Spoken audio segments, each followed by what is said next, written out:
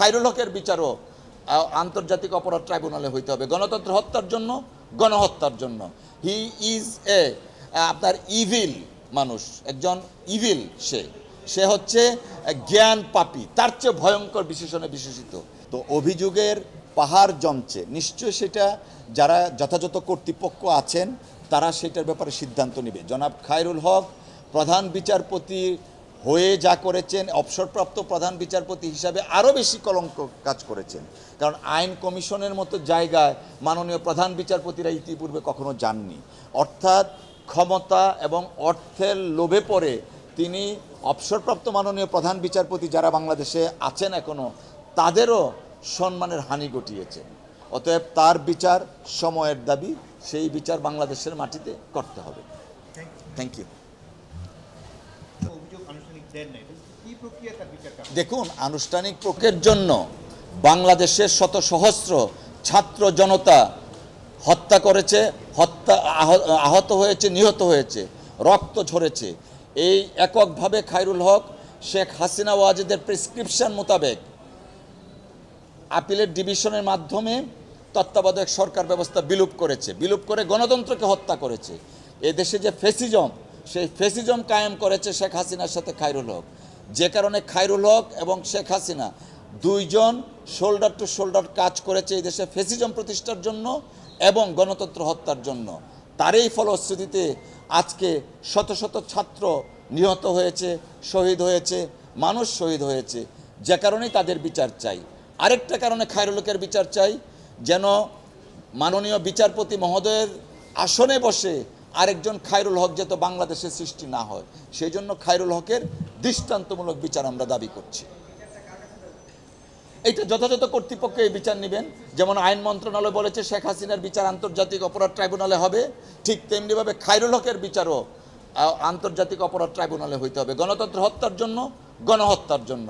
He is a আপনার evil মানুষ, একজন ইভিল। সে হচ্ছে জ্ঞান পাপী, তার চেয়ে ভয়ঙ্কর বিশেষণে বিশেষিত।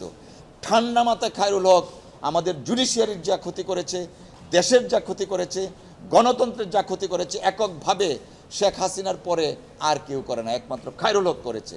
তাই তার বিচার সময়ের দাবি, আইনজীবী সমাজের দাবি, ছাত্র জনতার দাবি। আইন শৃঙ্খলা রক্ষাকারী বাহিনী তাকে আইনের আওতায় এনে বিচারের কাঠগড়ায় দাঁড় করাবে, এটাই আমাদের প্রত্যাশা। আসলে জনাব খায়রুল হক সাহেবের নামটা আসছে, অনেক মানুষই বলছে যে আসলে সাবেক প্রধান বিচারপতি এই বিশেষণ করে তার নামটা আসবে কিনা। অর্থাৎ উনি যে সাবেক প্রধান বিচারপতি ছিলেন সেই জিনিসটাই মানুষ মানতে নারাজ। Happen to be he was there. So উনার নামের সাথে মাননীয় প্রধান বিচারপতির নামটাই মানুষ এখন নিতে চায় না, যে কারণে শুধু বলে এবিএম খায়রুল হক। কারণটা কি? কারণ হচ্ছে উনি এমন এককভাবে এমন একটা কাজ করেছেন যা বাংলাদেশকে অন্ধকারের দিকে ঠেলে দিয়েছিলেন, এবং বাংলাদেশের যে গণতান্ত্রিক ধারা, সেই ধারাকে তিনি হত্যা করেছেন এবং আইনের শাসনের বিরুদ্ধে তিনি অবস্থান নিয়েছেন। আপনারা জানেন যে তত্ত্বাবধায়ক সরকার ব্যবস্থাটা সুপ্রিম কোর্টের মাননীয় অ্যাপেলেট ডিভিশনে শুনানি হয়েছিল। সেখানে 8 জন অ্যামিকাস কিউরি ছিলেন। 8 জনের মধ্যে 7 জন অ্যামিকাস কিউরি তত্ত্বাবধায়ক সরকার ব্যবস্থা রাখার পক্ষে মত দিয়েছিলেন, আদার দেন মিস্টার আজমালুল হক কিউসি। এবং মাননীয় বিচারপতিদের মধ্যে প্রায় প্রত্যেকেই এই তত্ত্বাবধায়ক সরকার ব্যবস্থা রাখার পক্ষে মত দিয়েছিলেন। যে 3 জন দেননি তারাও পরে পর্যায়ক্রমে প্রধান বিচারপতি হয়েছিলেন। তো যাই হোক, পরবর্তীতে উনি যে প্রথম রায়টা দিলেন সেখানে বলেছিলেন 2011 সনে যে 2টা টার্ম আরও থাকতে পারে। অবসরে যাওয়ার 16 মাস পরে এককভাবে একটা রায় ঘোষণা করলেন। সেই রায়ে সব কিছু তিনি উলট পালট করে দিলেন। অর্থাৎ তিনি এই রাষ্ট্রীয় কোষাগার থেকে টাকা নিয়েছিলেন, আপনারা মিডিয়াতে প্রকাশ করেছেন, এবং শেখ হাসিনা তথা আওয়ামী লীগের, আমি যদি খারাপভাবে বলি দালালি যা বলে, ক্ষয়ের খা হিসাবে মহামান্য প্রধান বিচারপতি, মাননীয় প্রধান বিচারপতির আসনটাকে উনি কলুষিত করেছেন এবং পাপী এই খায়রুল হক সাহেব আমাদের আইন অঙ্গনকে কলুষিত করেছেন। কারণ শেখ হাসিনার এবং আওয়ামী লীগ তাদের একক ইচ্ছার প্রতিফলন ঘটাতে গিয়ে এদেশে গণতন্ত্রকে তিনি হত্যা করেছেন, যে কারণেই ছাত্র জনতা অনেকেই পুলিশের গুলিতে প্রাণ গিয়েছে, আইন শৃঙ্খলা রক্ষাকারী বাহিনী নিহত করেছে। দেখুন, যদি তখন তত্ত্বাবধায়ক সরকার ব্যবস্থাটা বিলুপ না হতো, 2014 সনে একটা ইনক্লুসিভ ইলেকশন হতো এবং সেই ইলেকশনের মাধ্যমে দেশে গণতন্ত্রটা আস্তে আস্তে প্রতিষ্ঠিত হতো। এককভাবে খায়রুল হক এদেশে গণতন্ত্র হত্যাকারী হিসাবে দায়ী থাকবেন। শেখ হাসিনা এবং খায়রুল হক এই দুইজনের বিচার পাশাপাশি করতে হবে।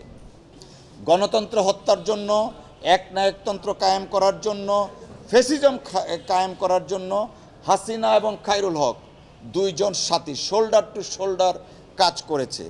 আমরা জেনেছি মাননীয় আইন উপদেষ্টা বলেছেন শেখ হাসিনা তথা অনেকেরই এই আন্তর্জাতিক ট্রাইব্যুনালে বিচার করবে। আইনজীবী সমাজ প্রত্যাশা করে শেখ হাসিনার পাশাপাশি খায়রুল হকের বিচার যেন দৃষ্টান্তমূলক এই আন্তর্জাতিক ট্রাইব্যুনালে হয়। কেন দৃষ্টান্তমূলক হতে হবে? কারণ মহামান্য সুপ্রিম কোর্টের প্রধান বিচারপতি সহ অন্যান্য মাননীয় বিচারপতি মহোদয়দের আসন অত্যন্ত একটা মর্যাদাপূর্ণ আসন, সম্মানের আসন। সেই মর্যাদাপূর্ণ একটা চেয়ারে বসে জাতিকে ধ্বংস করবেন, গণতন্ত্রকে ধ্বংস করবেন, এমন কুলাঙ্গার বিচারপতি যেন সুপ্রিম কোর্টে আর কেউ না আসেন, সেই জন্য তার দৃষ্টান্তমূলক শাস্তি হওয়া উচিত। মাননীয় বিচারপতি মহোদয়গণ যখন রায় দিবেন বা বসবেন, তখন যেন খায়রুল হকের কথা মনে থাকে যে খায়রুল হক ছিল, এরকম কাজ করেছে, তার শাস্তি এটা হয়েছিল।